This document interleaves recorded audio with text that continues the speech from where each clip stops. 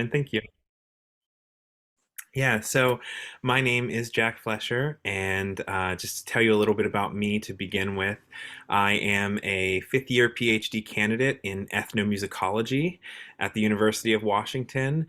And I also did grad certificates in ethics, public critical race scholarship, and philosophy for children. And really, I sort of came to philosophy as someone who knew that my field work and the work that I was going to be doing with was going to be with children, and I was really just trying to find a way to, talk about big ideas with kids, right? Like, I know how to. I had already been a teacher in elementary schools for 3 years, K-5 general music and choir, so I was used to teaching kids, but I didn't really necessarily have a framework for how to talk about big ideas, the things that I was interested in exploring with kids. And when I got to UW, I discovered the what used to be the Center for Philosophy for Children, now just PLATO, and they had a ton of classes about doing philosophy with kids, and it was very constructivist and very ground up.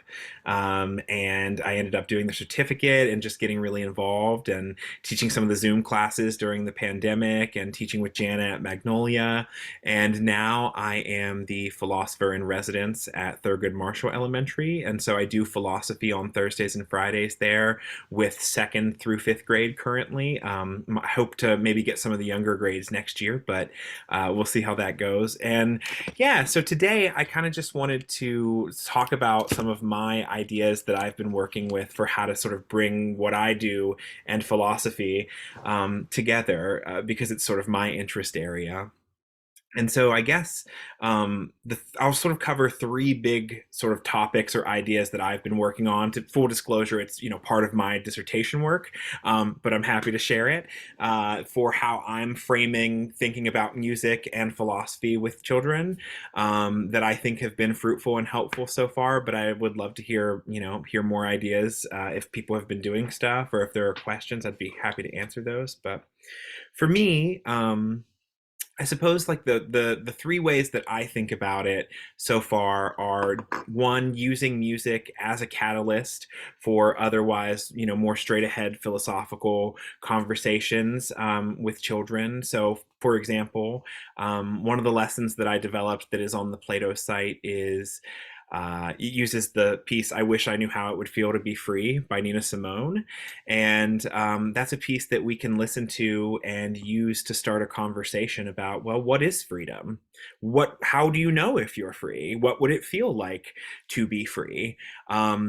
What is there something special about the fact that Nina Simone, a black woman in the 60s, is singing "I wish I knew how it would feel to be free"? Oh, thank you, Cassie.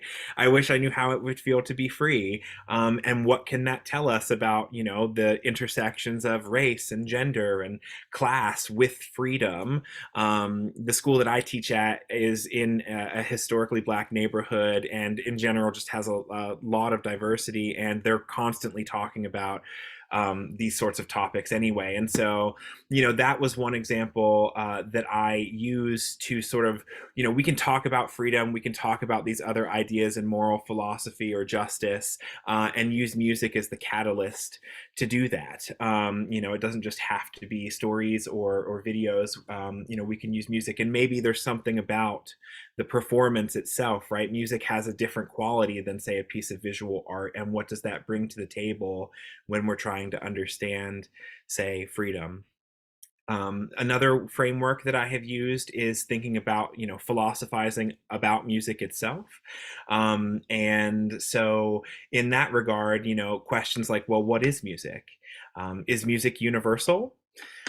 What are the, like, who gets to decide whether or not something is music? What are the aesthetics in music, right? What defines something as beautiful or pleasant and what doesn't? Some of the lessons that I've used for that recently, there's a lesson on Plato which is for Water Walk by John Cage.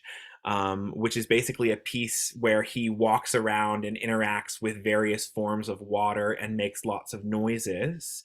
But it's very strict. It has a score. He uses a stopwatch. Everything is planned. He uses traditional instruments.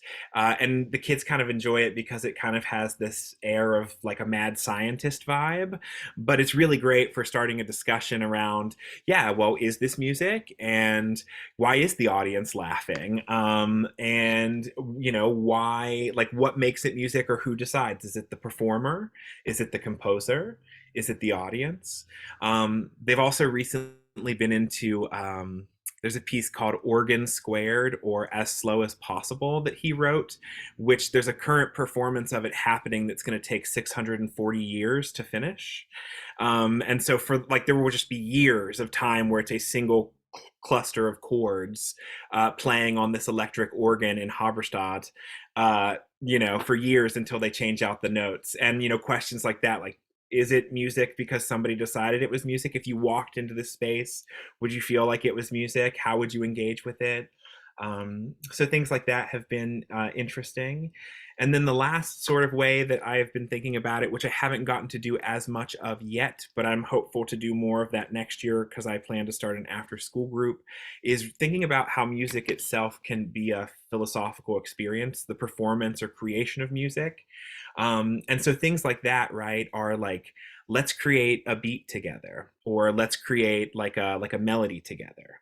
How much can we change that before it's not the same beat or the same melody anymore, right? So a sort of ship of Theseus uh, thought experiment, but using performance and music to do it, right? And is there something different about music as an immaterial form or a performance form that maybe we get at a different way of understanding ontology or epistemology than we do with the ship of Theseus, right? Like if you feel something different about it, right? If it's not just a material structure, that's one thing that we've thought about, thinking about the aesthetic choices that people make if they say improvise, children, right? So you have 8 beats to play your own thing, take some time, figure it out, and afterwards you're going to get a chance to play it. But we also want to talk about, why did you make the choices you made? What led you to play it this way?